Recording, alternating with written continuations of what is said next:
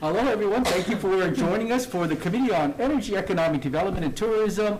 Our 3 o'clock agenda today has a number of governor's messages, 5 of them to be exact. But before we get into the gist of our meeting, I have to make a few housekeeping announcements. This meeting, including the audio and video of remote participants, is being streamed live on the YouTube channel. You can find links to viewing options for all of the Senate meetings on the live and on-demand video page of the legislature's website, so you can watch us all day, any day, free. When does government give you stuff for free? Today. In the unlikely event that we hit some technical turbulence and this hearing goes and takes an unfortunate nosedive, the committee will reconvene to discuss any, On Friday the 16th. Okay, I'm getting there. We will reconvene to discuss any outstanding business at 3 o'clock on Friday, April 16th. Thank you, Karen. Public notice will be posted on the legislature's website for those participating remotely. All testifier audio will be muted and video disabled until shortly before it is your turn to testify. So, on our list, our agenda for today, we have GM 799. This is David Arakawa, who is nominated for the Board of Directors at the Hawai'i Tourism Authority. And David has plenty of supporters. Just for his ego, I'm going to read all the people who are out here to support him. Mike McCartney from DBED, Mary Alice Evans from Office of Planning, Scott Glenn from the Energy Office. HHFDC has provided testimony support. Kuhaku Park from Matson, Rick Tsuchimura from Sanhai Government Strategies, Gary Slovin from Sanhai Government Strategies, Brian Miyamoto from Hawaii Farm Bureau, Hawaii Lessit from Hawaii Lessit, Alan Gottlieb from Honoholo Ranch, Mitch Imanaka from Imanaka and Asato, Michael Iosua from Imanaka Asato, Kimberly Yoshimoto from Imanaka Asato, Chris Delaney from Pacific Resource Partnership, Nicole Galassi from Hawaii Cattlemen's Council, Myung Oh from the Chamber of Commerce, Hawaiian Airlines. Oh, we have Jason Ito from Kyoya, who is signed up to testify. Do we have Jason Ito? Is he? Huh? He's on. Oh, okay. I only see Chris and. There. Oh, there him. Hi, Jason. Would you like to share your thoughts on David Arakawa? Sure. Thank you very much. Chair Wakai, Vice Chair, Isalucha, members of the committee. My name is Jason Ito, Vice President, Administration, Labor, and Community Relations for Kyoya Management Company. I'm here to show my strong support in Mr. David Arakawa's nomination to the HTA board, and especially for a second term. I'll stand on my written testimony, but I did also want to mention, besides my current paid job, I have the pleasure of serving as the board chair for the Honolulu Japanese Chamber of Commerce. And in knowing David all these years, he not only brings value to a number of the organizations, but by being engaged in the Japanese organization, and especially the broad one, which is called Kizuna, David is able to also reach out to the country of Japan to build these strong relationships. So I just wanted to make sure I mentioned that, because I was remiss in putting that in my written testimony. But I am here in support of David, so thank you very much for allowing me some time to speak. Oh, thank you for joining us, Jason. We have supportive testimony again from Harry Saunders from Castle and Cook, Kurt Otoguro, Paulo Shiro, Laverne Higa, Randy Cabral, Janice Takahashi, Mihoko Ito, Darcy Endo Omoto, Lancy Noe, Glenna Wong, Christina Kubota, Sarah Lynn, Morris Atta, the Hawaii Department of Agriculture, Shari Tamura, Dean Uchida, Wendy Abe, Nat Kinney, David Jones, and Paul Komeiji. Members, those are all the folks that have a lot of confidence in Mr. Arakawa being on the HTA board. So with that, I'd like to call up David Arakawa to share a few words with us, if he's hopefully online. He's on. Oh, there you are, from Alaska. David, if you could just kind of share with us a little bit about your background and what you hope to achieve in the next 4 years if confirmed onto the HTA board. Good afternoon, Chair Wakai, Vice Chair Ms. Arusha, and the members of the EET Committee, Senate EET Committee. My name is Dave Arakawa, and I am reapplying for reappointment to the Hawaii Tourism Authority. And my background is in the law, but very active in the community, been involved with land use and tourism since 1983 in various aspects, and enjoy working with the private sector and the public sector and the legislative bodies on making Hawaii a better place. And thank you for allowing me to serve on the HTA since 2018, and we've gotten a lot done during that time. We've become more transparent, more accountable. We've been able to work on legislative initiatives and things that the House and Senate have recommended, as well as the Governor's Office and the other departments. So credit goes to the hardworking HTA staff, the board members, and all of the stakeholders, including the lawmakers, to make tourism happen, all the stakeholders in the tourism industry. It doesn't just happen by itself. So thank you for the opportunity to serve in the past, and the future is going to be challenging, Chair Wakai, as you know, and we're looking forward to the reopening of tourism. We believe that this vaccination passport system, if it's approved and worked out with the various countries, is going to be a game changer. Under the current situation, budget situation, we're going to have to tighten our belts. We're going to have to look at accountability in-house and with our contractors or vendors. And we're working on a new budget plan based on talking story with you and other lawmakers to focus on return on investment, the benchmarks and the like, and a reorganization of HTA going forward. There's going to be a new normal in tourism. So we're looking forward to a reorganization of HTA going forward. And we look forward to working with the Senate, the House, and other stakeholders and the administration in doing that. So thank you very much, Chair Wakai, Vice Chair Ms. Arucha. Sure. Members, any questions for Mr. Arakawa? I have a question. Yep, sure. So, Dave, by the way, thank you for your service, not just for HTA, but he's on the IAEA neighborhood board as well. Wow, he's busy. Yeah, so I see him every month at the in the community association. I think he's also active. So thank you.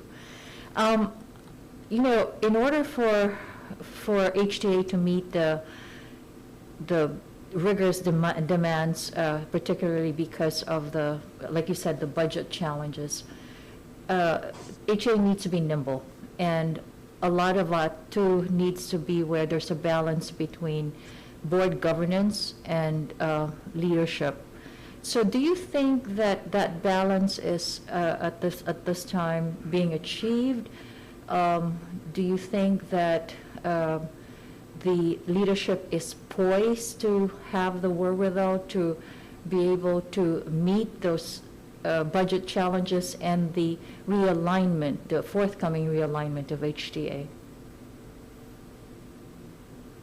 Vice Chair Ms. Alusha, that's a very, very important issue, and I think we need to do a better job. We need to, the board and the administration, we're feeling each other out, as far as an organization, Vice Chair, we have had four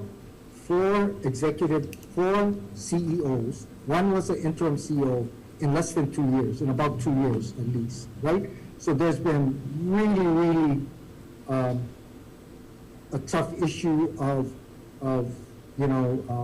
working with leadership and board and leadership communication.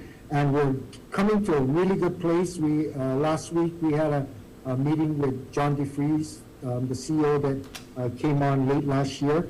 And this week and next week we're continuing to have meetings to establish this communication between the board It's committees, all of us have to improve. The board has to improve, the committees have to improve.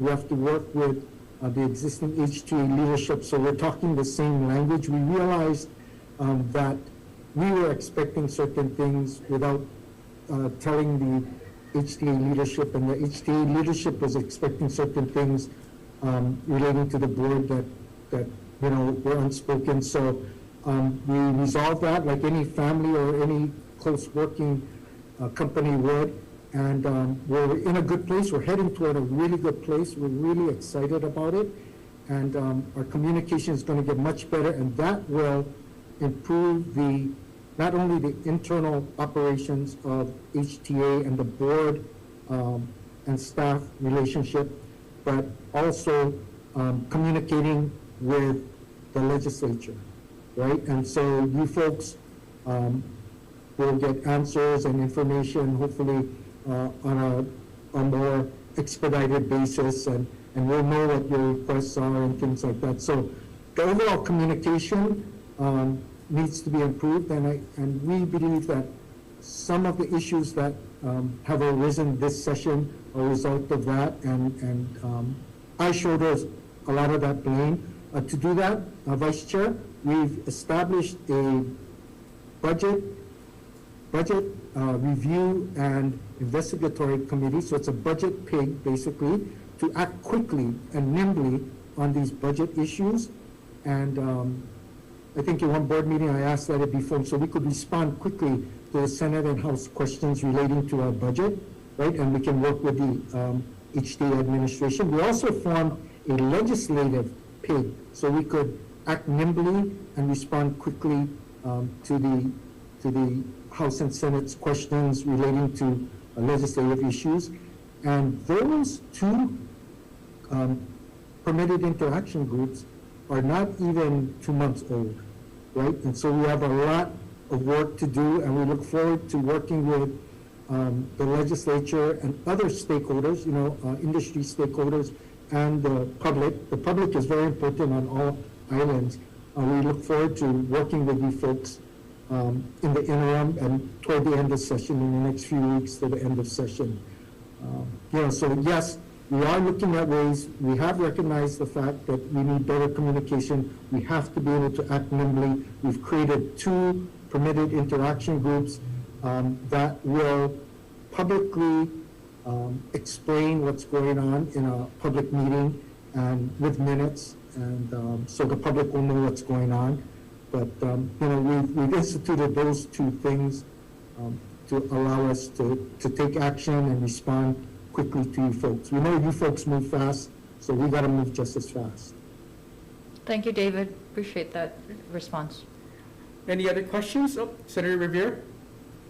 Yes, thanks. Hi, Dave. How are you today? Okay, good. Aloha. Great.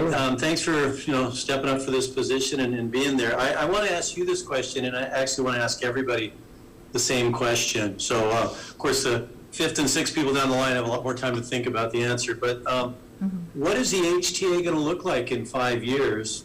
And then the sub part of that is there an appropriate number of visitors that should be targeted? And do you see HTA doing anything differently or more to manage the visitors such that we don't have this great conflict between residents? Because as representing Hawai'i, I can assure you the visitors are back, and all the residents have noticed. So what's the HTA going to look like in 5 years? Is there an appropriate number of visitors, and how can we better manage the conflicts? To the first question, what is HTA going to look like in 5 years? It's going to be different from what it looks like now. We're looking at, because of the 5 pillars, we passed the new strategic plan with, 4 pillars, and those pillars are natural resources, of course, something near and dear to your heart, I know, working with you over the years. Hawaiian culture and community, so that addresses, the North Shore of Hawaii, the Maui beaches, all of the issues that affect the community, tourism and the community. And the fourth pillar is brand marketing, all of which are important. And over the years, Senator, the emphasis on each of those pillars are gonna change, depending on the circumstances, right? And some are gonna be emphasized more than others for a few months and things like that, but they all are the foundation of tourism, right? All four pillars are on the foundation of tourism. So right now, tourism is gonna change. A lot of things are being done more virtually. I'm gonna skip from 1 to 3, right? So the first thing is, what is it gonna look like in 5 years? And, well, actually, all three of them, you asked a good question, 3 good questions. We probably may not hit that over 10 million visitor mark. And, our focus is on responsible tourism, right? And tourism that gives back to the community, and the type of tourism where the community and the visitors both benefit from the experience, culturally, with respect to natural resources and everything in between. So I'm not sure, but I don't think that it will be over 10 million, but if it is over 10 million, it will definitely have to be managed. And that's your third point, that whatever number of tourists come in, we're not looking for the high number. Well, let's put it that way, okay? Senator Rivera, we are not the top. I'm sorry, Dave. The challenge is, they're coming.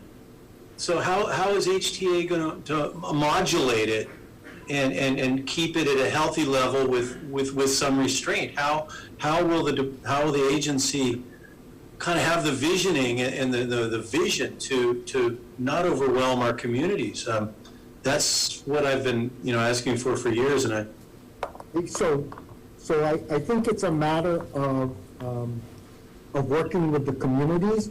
HTA has jumped in along with the communities on Kauai, and we've been able to manage the tourism on the North Shore to a couple of key sites on the North Shore of Kauai, and limiting the number of visitors either by bus or by reservation and things like that. The city and county for years has that reservation policy at Hanauma Bay, right? So managing the tourism, and do you see HTA suggesting things like that, putting limitations on more state parks and more state resources?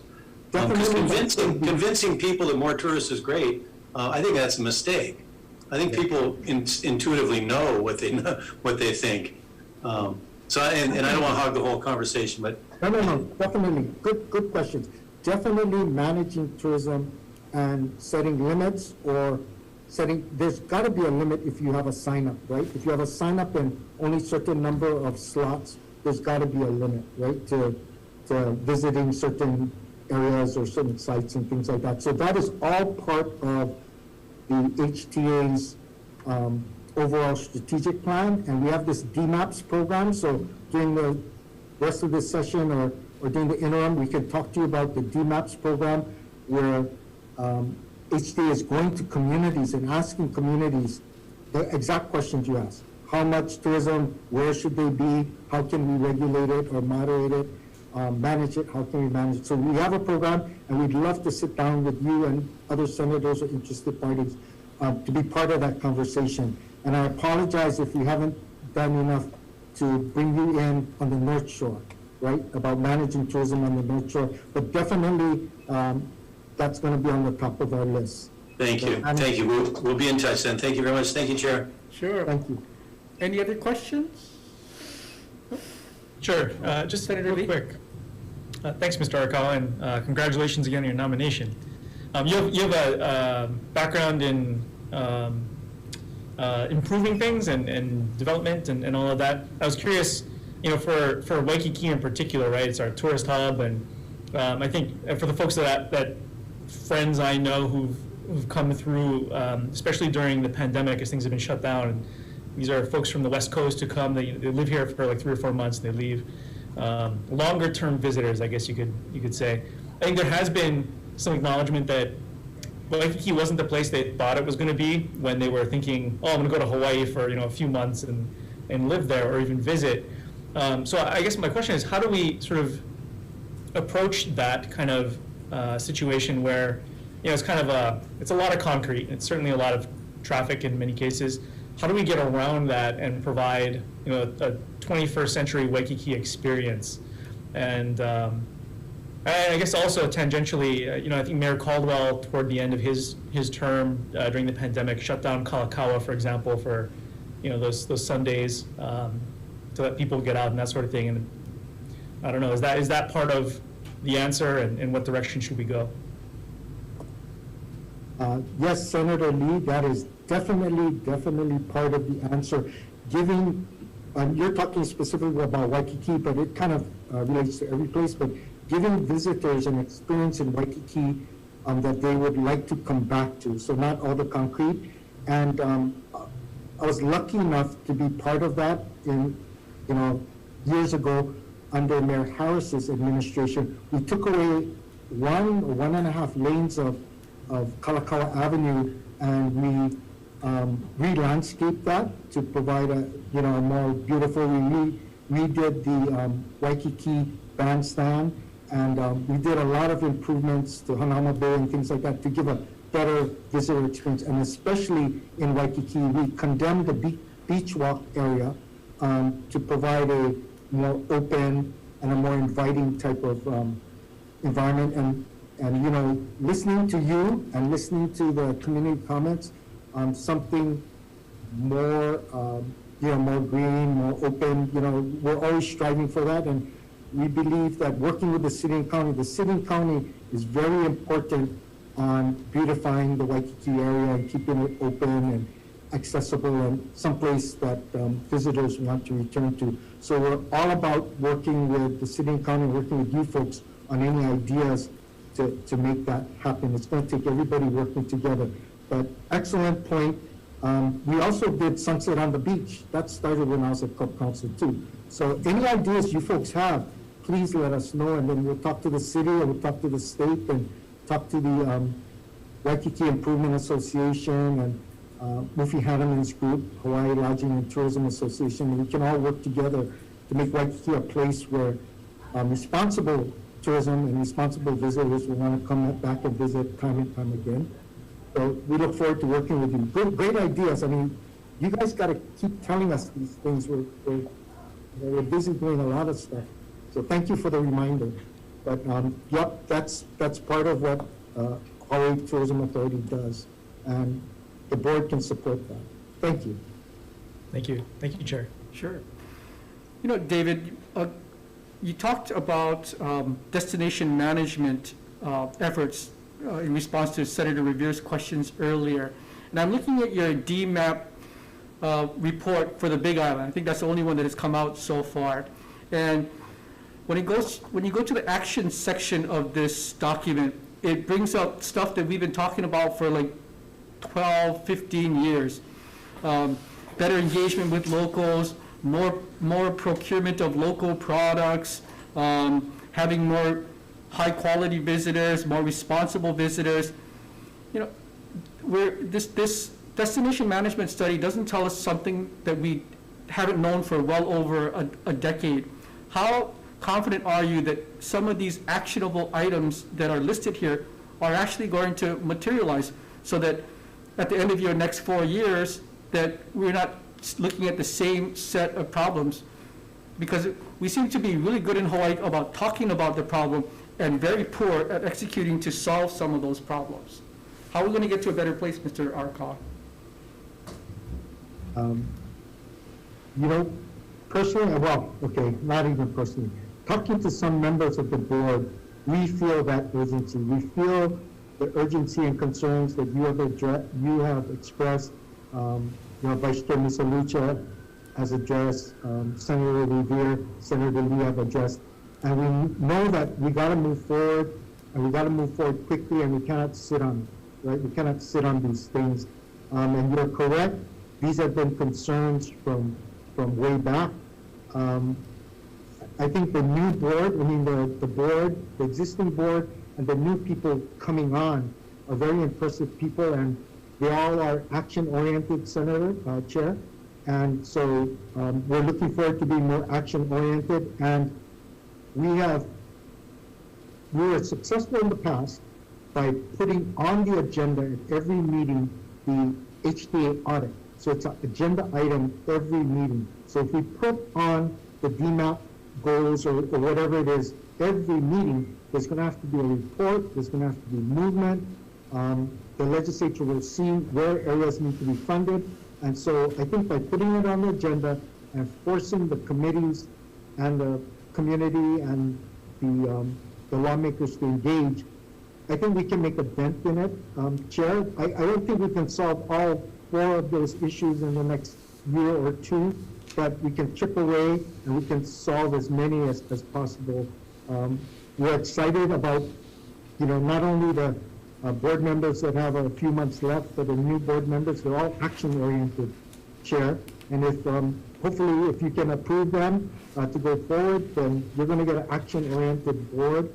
And 1 year from now, if you call us back, you're going to see some action on these items that you and your committee have talked about. I'm not going to say that they're going to be all solved, but we'll definitely see action. Positive action, positive action. Okay, your new nickname is Action Arakawa. We expect great things from you. Members, any further questions?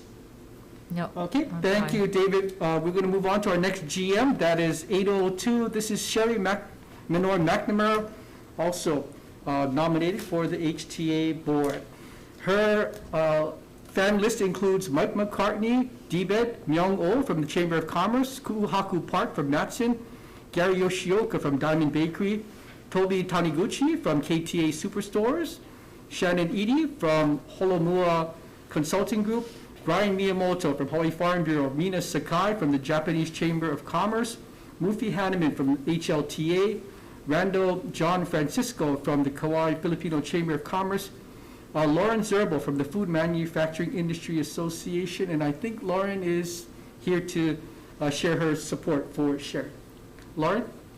Thank you, Chair Wakai. Just wanted to briefly say I strongly support Sherry's appointment. She's been a good friend for the past 13 years, and she's a great mentor to women in business and a great advocate for business in Hawaii, and I know that she will do a fantastic job on the HTA board. Thank you. Oh, thank you for your time today, Lauren. Also, supportive testimony from Hawaiian Airlines, Denise Yamaguchi from the Food and Wine Festival, Wendy Laros from the Kono Kohala Chamber of Commerce, Myung-oh again, Len Higashi, and Mark Pellarillo, all in support. And we will now bring up Sherry Minor McNamara to give us a little bit about your background, Sherry, and what you hope to achieve in your next 4 years on the HTA board. Sure. Thank you, Chair, Vice Chair, and members of the committee. I am certainly honored to be renominated for a second term on the Hawaii Tourism Authority Board. I will stand on my answers to the questionnaire, but I will say that, as you know, this past year has been extremely challenging for all of us. And as someone who works for a business organization statewide, we have seen firsthand how the decimation of our #1 economic driver has devastated many of our local businesses, directly and indirectly. As a matter of fact, we did a survey recently with OmniTrack, and the survey showed that a majority of businesses were experiencing significant revenue reductions as a result of the impact COVID had on tourism. So I feel this is a pivotal time. We're at crossroads with this industry, but I would like to see it also to rise to the challenge and to hopefully create more opportunities for this industry in a different way. The past is not the present, but hopefully the present can define the future of tourism in a much more responsible way for our state as we move forward. So thank you for the opportunity to testify, and I will be happy to answer any questions. All right. Questions? Yes. Senator Silicha? Hi, Sherry. Aloha. So, part of, you were talking about responsible tourism, and part of that is making sure that we have the right infrastructure. And you probably have heard, discussions that are underway about realigning HTA and trying to make it more efficient. What are your thoughts about those realignment plans? Yeah, I agree we need, as David had mentioned in his remarks, that we do need to have more responsible tourism and be more aligned. Hence, that's why there's that 4 pillars. I do think that based on what has happened in the past year, there has been more concerted discussions as to what that alignment looks like. And that's going to be critical as we move forward, so that we are moving forward in a more collaborative manner. Because I think prior, it was just based on, obviously, number of visitors. But it's just the return on investment is more than just the number of visitors, but the way it positively impacts our people and our communities. So, in terms of answering that, I think it's more about having a collaborative discussion and a strategy as we move forward. Are you in favor of that strategic direction that they're pursuing right now? I believe that it's a balanced approach, and it's something that has been discussed previously, but now with what has happened to Hawaii as a result of the pandemic, the conversations will probably go in a much more focused direction. So, I am in agreement with that. Okay, thank you, Cher. Members, any further questions? Senator Revere? Thank you. Hi, Sherry. How are you?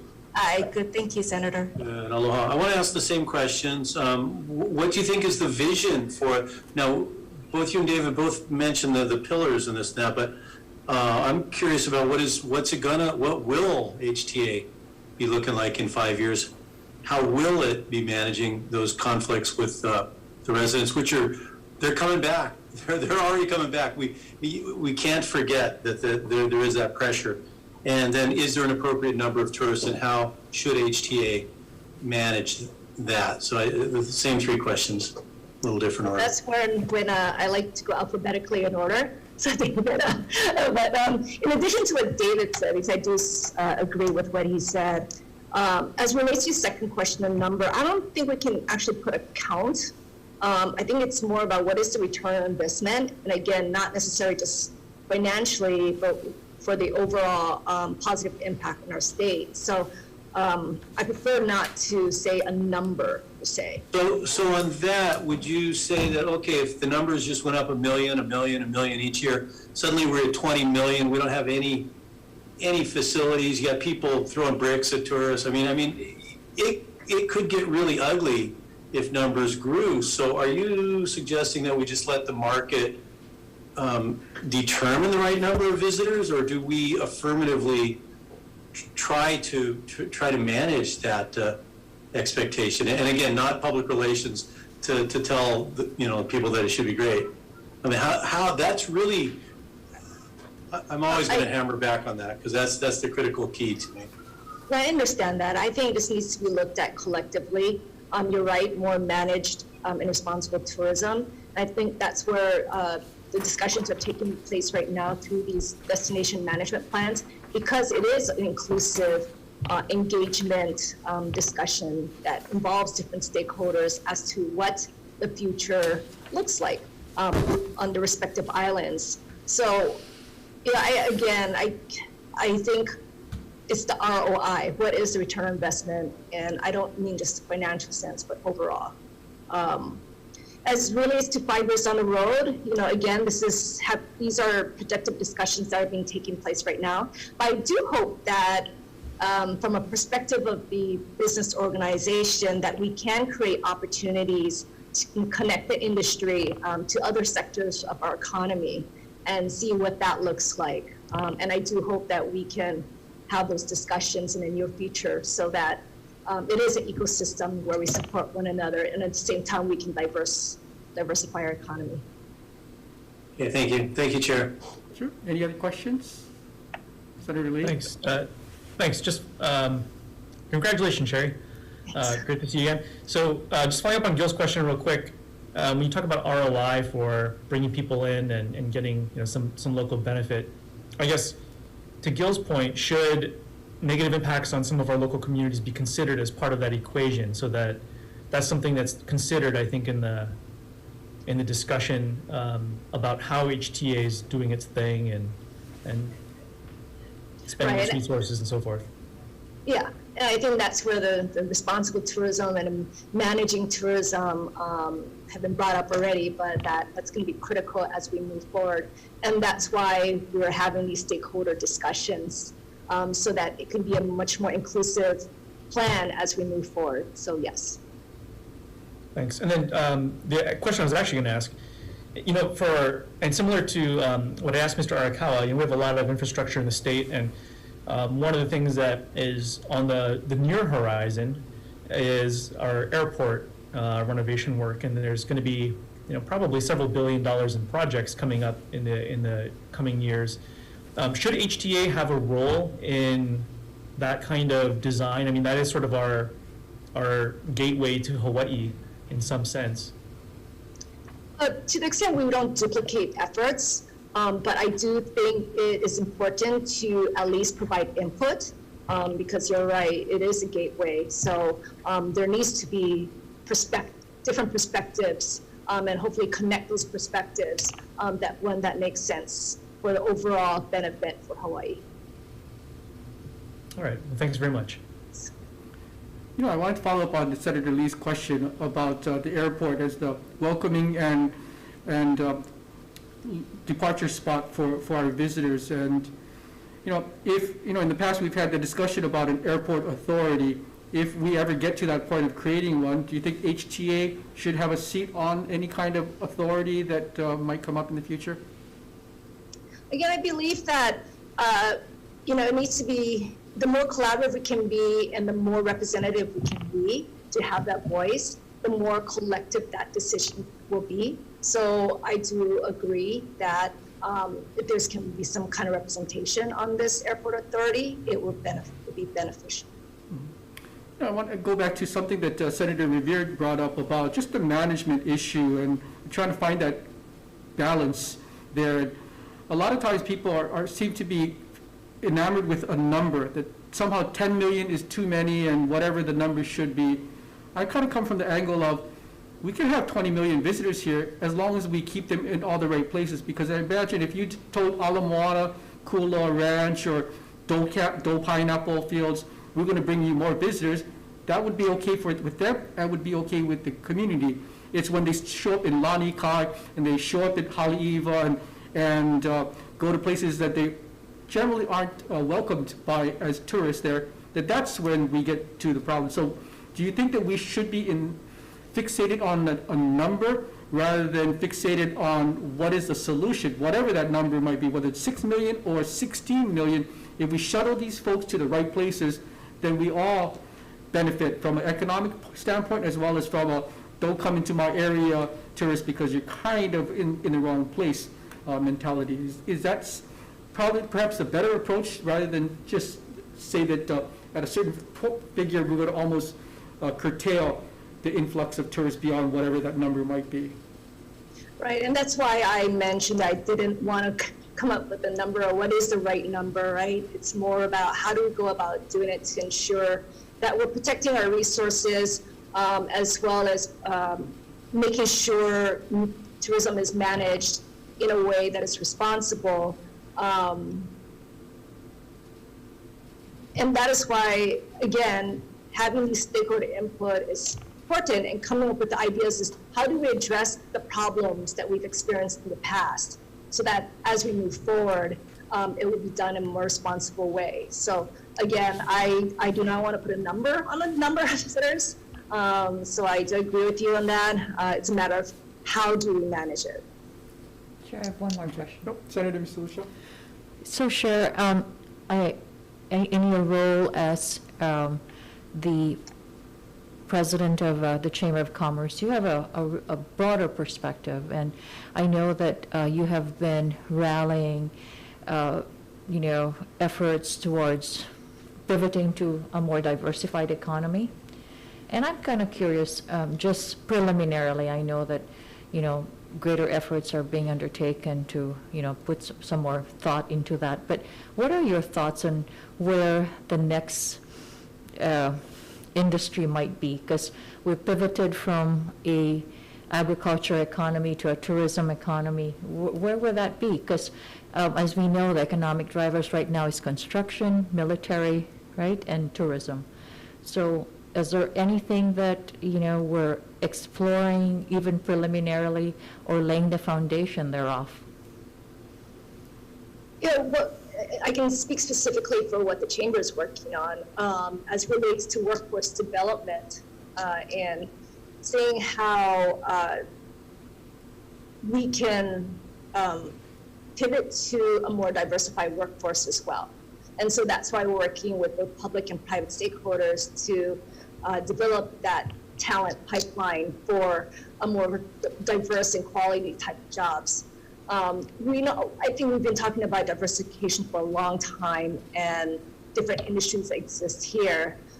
So cannot say which ones, because I think they all are valid.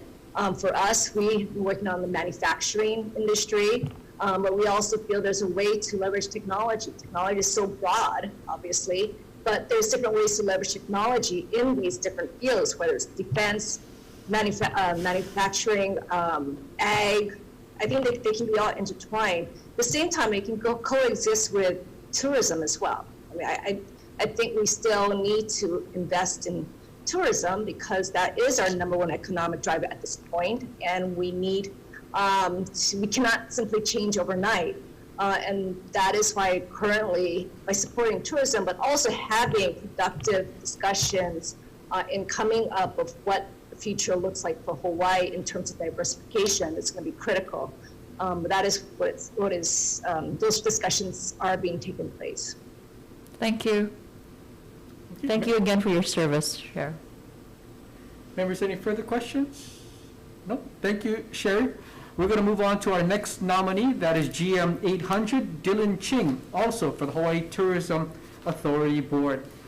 His support list includes Mike McCartney from DBED, Patty Kauhane from Boys and Girls Club of Hawaii, Mufi Hanneman from HLTA, Caroline Hayashi from the Waikiki Community Center, Billy Piper, Barbara Campbell, Mary Lou Foley, and Brandon Barber, all individuals in support.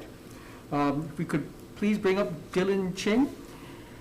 Welcome, Dylan, and if you could just kind of open up by telling us a little bit about your background and what you hope to achieve in the next 4 years if confirmed to the HTA board.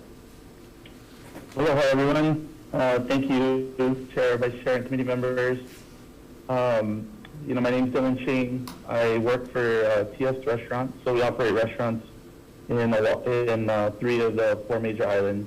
I've been working for the company for almost 20 years. And our restaurants are primarily in visitor areas. I grew up in Lahaina on the west side, large tourism area. I live in Oahu, work in Waikiki every day, so I have intimate knowledge of Waikiki because my office is there, and for the last 20 years I've been commuting and working and living and playing in Waikiki. I also work in Kauai. My region for my restaurants are in Kauai, so I feel, I do have some knowledge of the tourism industry since our restaurants definitely are embedded there. I'm a big proponent of community. I've, by way of the boards I serve on and the community efforts that I've done, I've always been a service-minded person. And I think one of the main things that I have always wanted to do was to be a bridge in so many ways because I work in the visitor industry, but I also live in our communities, and many of my friends and family members do not directly work in the visitor industry. So, helping understand the connection and some of the good and bad that comes from both of it, but bringing those two together has always been a fight that I've tried to do valiantly. So I think this might be another way for me to, lend whatever resources I can towards, HTA, but not just that, the people and our state.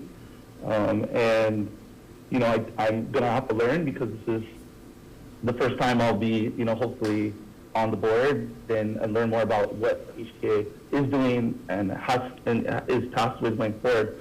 But, you know, sometimes these are the best times to be involved in something when it's not easy, but when change needs to be, you know, looked at with fresh eyes. I think we've been put, you know, my industry has been put in one of the, you know, the hardest positions we have ever seen. And, you know, we've learned a lot and we've had to fight and we've had to be nimble and survive so that we can thrive.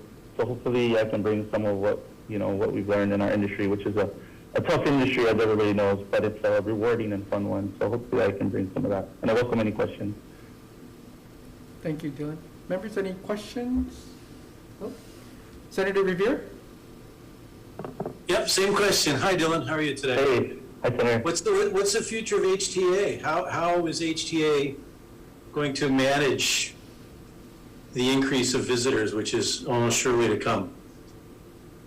Well, I'm looking forward to learning how I can help mold that future and be a part of it. So I think that's, you know, I'm not asking for a ton of time to get up to speed, but I do need to get up to speed to figure out where HTA, where I can help HTA get there. But as far as a number, I agree with Sherry that it's not really a number, and I think that's just more of a core value of mine to not set a number, but to try to figure out what is the right balance of whatever we're doing. So I do think we can put things in place that would, you know, temper numbers. I think, you know, price is always a way. We do that in the restaurants. When the price, you push the price as high as somebody's willing to pay for it, and then they'll tell you if they want to come or not. So I think there's tools like that where you can start to figure out what kind of, you know, spend what people are willing to do. But one of the core things I think has to come with anything that you drive price up with is you have to provide value to the person that's paying. So I think that it's a double-edged sword. I think we need to, you know, figure out to get a, you know, a little bit higher spending guest. But also, you know, like has been talked about, the airports. I talked to Senator Wokai about, I live in Hawai'i, and my father-in-law has been going to Hanauma Bay since he's 87, since he was a kid. And I take him there periodically, and it's a shame that the bathrooms aren't always working. You know, I'd love to charge people more, put a limit on the number of people that can go there per day. Maybe there's a day where it's just locals that can go to Hanauma Bay. Those types of things I think are doable, but we need to provide value for those. And then one of the other things that has also been said, and it's been a passion of mine, is keep visitors in the visitor areas, but provide a better experience in those areas so that they aren't put into our communities where I live, and they're not at my Safeway. They're at the Safeway in their area where they can go to and taking up parking stalls or things where we all live. But keep them in the visitor area and provide a better experience in those areas instead of allowing, you know, the visitors to overtake the communities, because I think that's where you see a lot of the discontent with the locals is if it's not in their face, you know, it's not as big of an issue. But when it is in their back door, in their yards, where they've chosen to live in a more rural area, that's where I think you get a louder voice. But if we can keep them in areas where we can tell the story and the narrative, I think that's where we need to continue to keep pushing, is to keep them in a, you know, somewhat of a controlled space, but have a better experience for them. And I think it's doable, but I think one of the difficult things is we all have to work together towards that goal. If, you know, only certain sectors are pushing for that, it becomes a really long and hard approach. So I think trying to figure out how to, you know, get buy-in from everyone that has sort of, you know, there has to be mutual, you know, sacrifice. I think not everybody can just win here. There has to be some give from all areas. I think the challenge is going to be in the implementation. I mean, are you suggesting that HTA might be involved in saying, don't go here, folks, but go there? Right? That's where it gets difficult. Now, I also want to add that as much as I talk about the number of visitors, I talk about the number of visitors in the context that they're not managed. I think Disneyland has 20 million visitors a year, which is twice of what we got. But it's crowded, but they got it organized. They got it figured out. I can't stand that we might be going another several years hoping that people are going to behave, you know? It's just, we're going to have to execute some triggers to cause those actions, and whether it's cranking up airfares or changing messaging, you know, come here and make sure you respect the local people too. That's hard when you're trying to sell somebody paradise, but you know, it can't be extractive all the time. So, Sure. more of a speech, I guess. I'm sorry. No, I totally understand where you're coming. I don't think, it's as blunt as no, don't go here, but I do think you can be nuanced in your delivery. But, we are up against the internet, which is difficult to, everybody's posting everywhere that they've been, and people want to go and follow those things. But I think just small things like, picking some attractions that we know people really like, but, there is a push and pull against, do we make them, for example, I live right next to Coca-Cola Crater, and, there's been times when the stairs have been closed and then opened, and then should we repair them? I think, the momentum there is so strong. Let's make it safe. Let's make it better. Let's push people there instead of some of the trails that are more off the beaten path in neighborhoods. There's parking there. I do think we can be more strategic like that and give the visitors a way to get to some of these places where are outside of Waikiki or Kolina, but maybe a little bit more prepared for them. So I think we can do things like that, which would, I think, cut down some of the neighborhood traffic and get them to some places that satisfy what they're looking for, but we tell the story a little bit better. Thank you. I hope you guys will, on the board, you guys will put that into your, the ongoing business, continuing business. How are we going to do this? Because, it's nice when we talk about it today, but I hope you guys will really bake that into the program and really keep that in mind, because more visitors, just for more visitors, it doesn't make sense. I really believe the majority of Hawaii residents would agree with that with me, as you know by the satisfaction surveys that are done all the time. So anyway, thank you. I'm glad you're on board. I'm glad you're thinking about these things. And I yield my time. Thank you, Chair. Sure. Any other questions? Sure, just following up on, I think the questions that I asked Mr. Arakawa about how we sort of reinvent Waikiki, for the future, and I think you hit on it. If that's going to be one of those places where we want to direct visitors, how do we do that? I mean, Waikiki itself, you talked about making it sort of a place people want to be and experience and stay in and all of that. And of course, they're going to go other places throughout the islands, but how can we make that more of a destination rather than just a place to stay when you're actually visiting the rest of the area?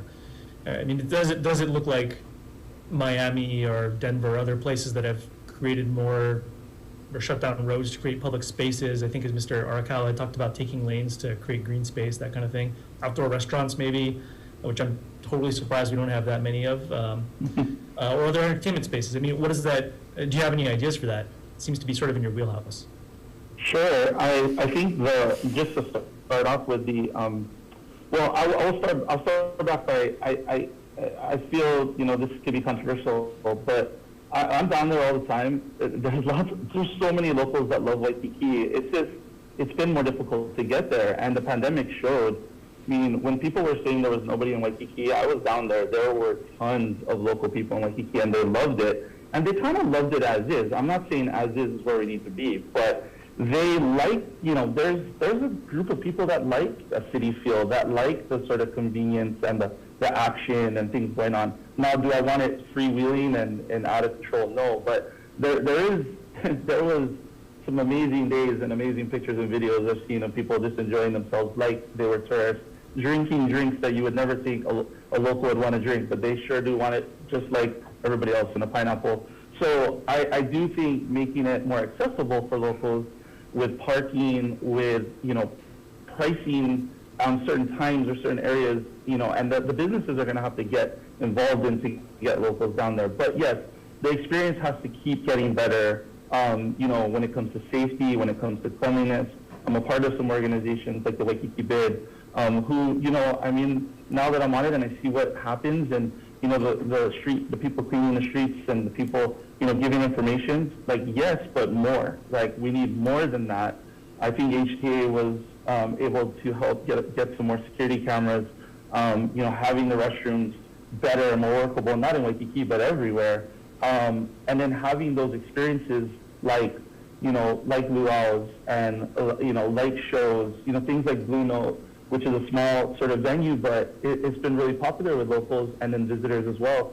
So if we can find things like that make the stay more inclusive, I think that's great. And as we're seeing Waikiki transition from Kalakaua now to Kuhio, where it's getting revitalized and there's new buildings, and I know people are, you know, not in love with new buildings, but some of the old buildings were, you know, not very nice and it wasn't a great experience. So if we can keep, you know, revitalizing Waikiki in a meaningful way that has experiences in the international marketplace, lots of parking. I see tons of locals parking there, doing things, going to the beach, nice, you know, way of using their space that's still a building.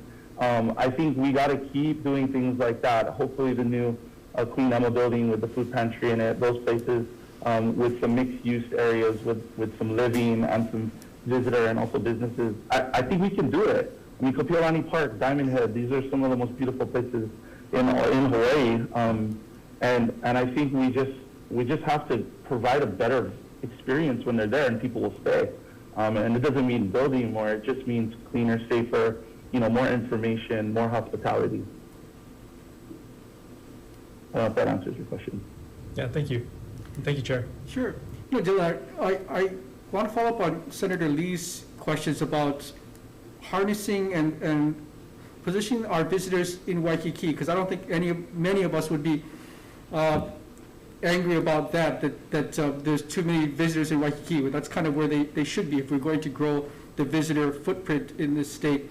But now we're seeing that all of a sudden hotels are jumping the Alawai Canal, right? So now you have the Mandarin Oriental being built across the convention center. So Waikiki is kind of bursting at the seams.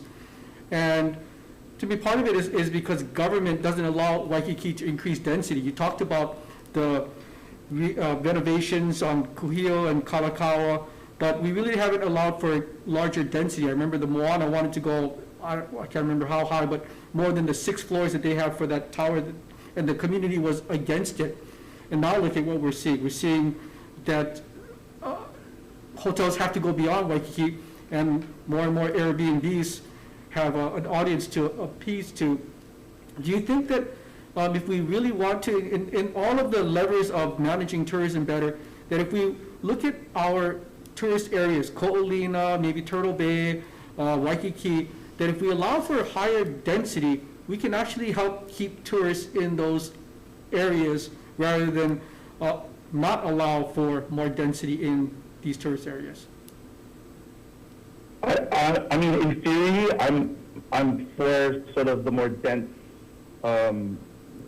grouping of people, like living in the city, less cars, more bike riding, more streets closed, more sort of interaction versus spending time on our freeways or other things like that. So I do support that, you know, as far as, you know, nuts and bolts infrastructure, you know, sewers, all those types of things, you know, building all the codes and everything. I'm not, you know, that's not my specialty, but I do support a more dense sort of way of living and moving about and then letting sort of more rural be rural.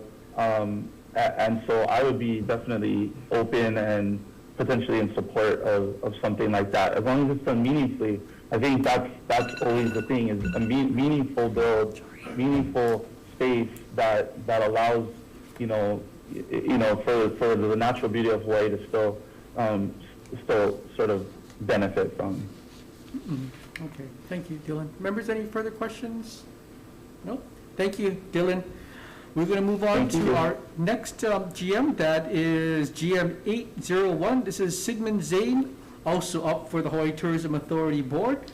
And his support list includes Mike McCartney from DBET as well as Hawaiian Airlines. And I will, there is Mr. Zane. Mr. Zane, if you could introduce yourself to all of us and tell us how you are going to make HTA, what your contributions will be to HTA over the next 4 years. Aloha, aloha, Chair, Vice Chair, and Senators. Thank you for this opportunity. I'm Sig Zane. I live in Hilo, and I've been part of the business landscape here in Hilo for the last 35 years. And basically, I am an educator. I come from the Edith Kanakaole family and kind of schooled in hula and all of the traditional practices. And so as the educators of from the family, that's what I have brought into my business of trying to share the traditional perspectives, the cultural protocols, and the ceremonies that are part of our people. And I think that in that approach through the educational eye, I think that is how we have survived in retail. As for HTA, I believe that I would like to share that same perspective. I want to bring education to the forefront, not only for the visitor, but for our own people, because we as a people of this land and our communion with nature and the environment, we are so dependent on our land, and we are just the stewards of place.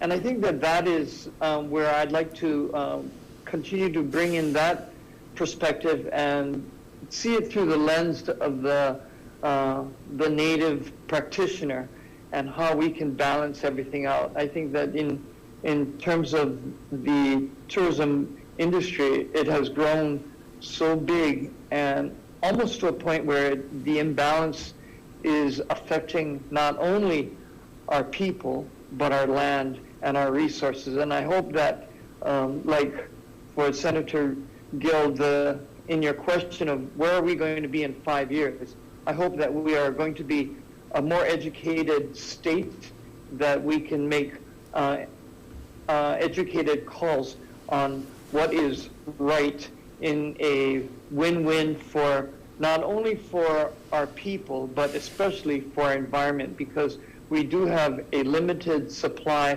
of water, limited supply of land. And, I think that should affect all of our decision making. I'm going right into Senator Gill's questioning about numbers.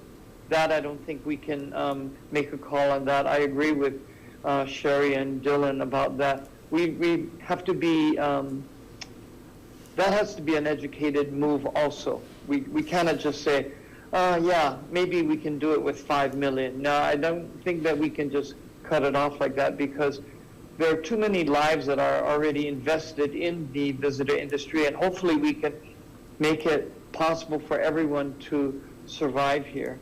And of course, with conflicts, I think that through education, we will make the right call. Members, any questions of Mr. Zane? Gil, did he answer all 3 of your questions? Yes, mahalo for getting straight to it. I know the number is a hard one, but there's a certain amount of push on come to Hawaii, come to Hawaii, come to Hawaii.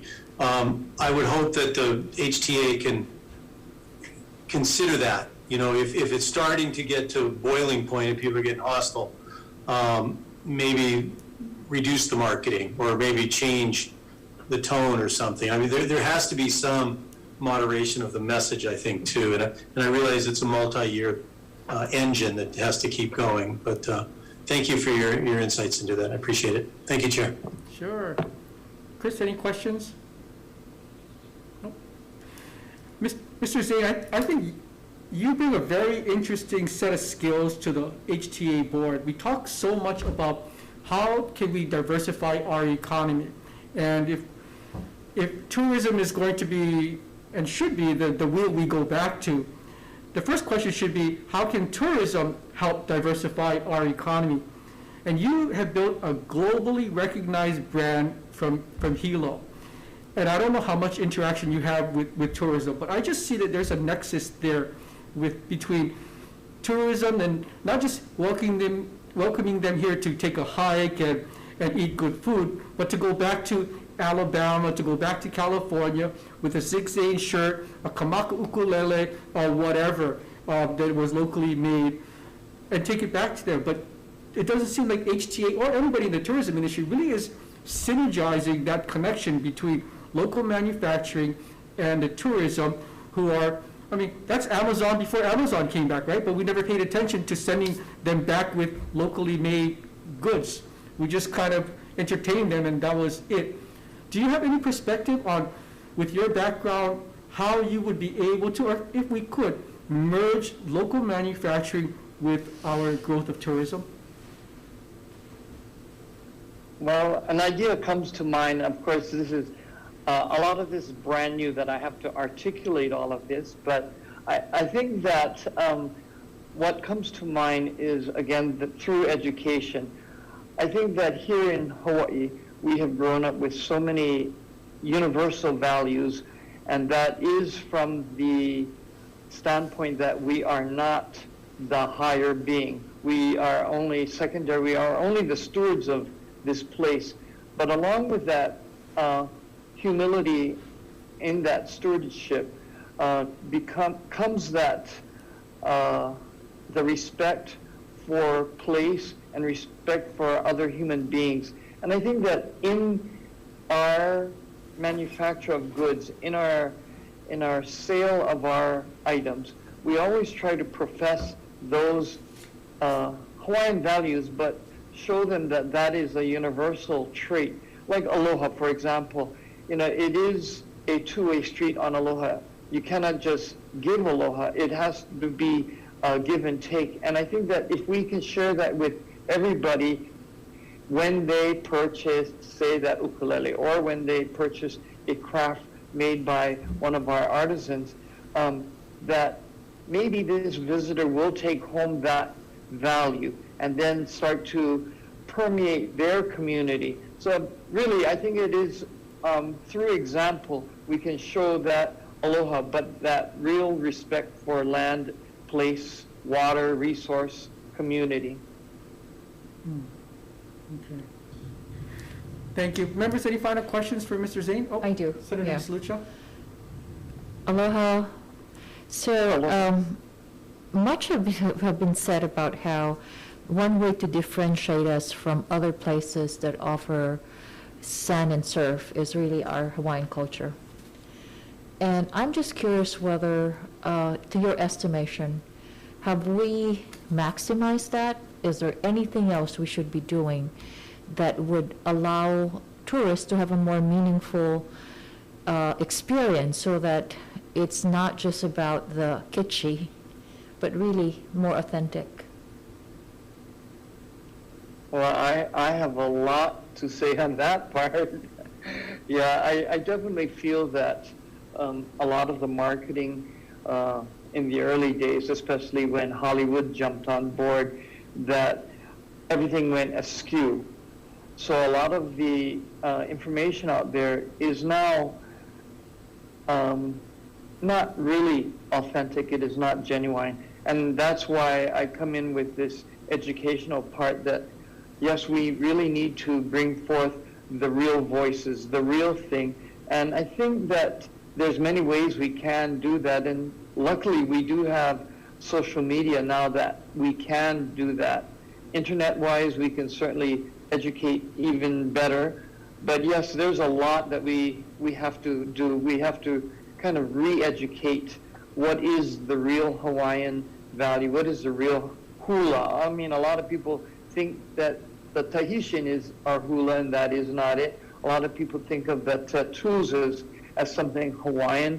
And, I think that there's a lot that we have to readdress and really give the real voices. And oftentimes, it is that person that we select to share that message. And, maybe it is that Hawaiian that we want to put forth because they have that demeanor, they have that DNA, they have that perspective of how to teach, how to share. Well, hopefully we'll hear more of your voice on the HTA board so that they can be on the right path towards branding that.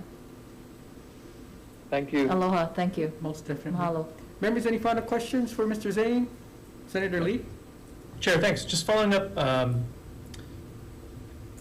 Chair Wakai had a great point about, I think, local branding and getting some engagement with our local industry and local creators in this place. And going back to the question I asked earlier to one of the other nominees about the airport in particular, I think right now you get off a plane and nothing against the businesses that are there. The concessionaires do great things for some of our local folks who are employed there.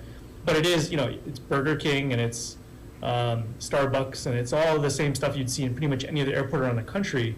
I mean, should there be a way that HTA can get involved to help facilitate local business, local brands, so that you're getting off the plane and you're seeing, maybe not Sig Zane because it's might be a conflict in this particular conversation, but other similar local creators, or Honolulu Coffee Company or Maui Brewing, or all the local things that truly come from Hawaii. And is there a role HTA can play in that discussion as we go forward? Well, Senator Lee, thank you. Thank you so much for that, because it reminds me of every time I come home from Japan or from the mainland, and I arrive at our airport, and I'm so saddened by what I see. It could be anywhere USA. So, yes, I am going to be right there pushing the local, or actually the island branding, so that the visitor who comes immediately gets immersed in that. And yes, it is, we got to support our own people. Yeah, every once in a while I like to eat a Burger King, but why do they have to be at the airport? I mean, yes, it's convenient, but why can't we have something more local there, yeah? Yeah, I'm definitely on that with you. Thank you. Thank you, Chair. Okay, yeah, Lao Lao is way better than hamburger. Okay, so we're going to go on to our last, thank you, Mr. Zane. We're going to go on to our last Thank nominee, you. that is Keith Dowling. He is up, as we all know, for the HTA board. His support list includes Mike McCartney from DBED, Scott Glenn from the State Energy Office, Ronald Iwami from the Friends of Kiwalos, Sue Stover from Holokai Catamaran, Daniel Ito, Michelle Matson, Janine Johnson, and William Saunders, all individuals in support. And I'm not too sure if Mr. Downing is with us. No, he's not going to be on. He's not going to be on. Okay, members, we're going to go into the small room for brief recess prior to taking the vote.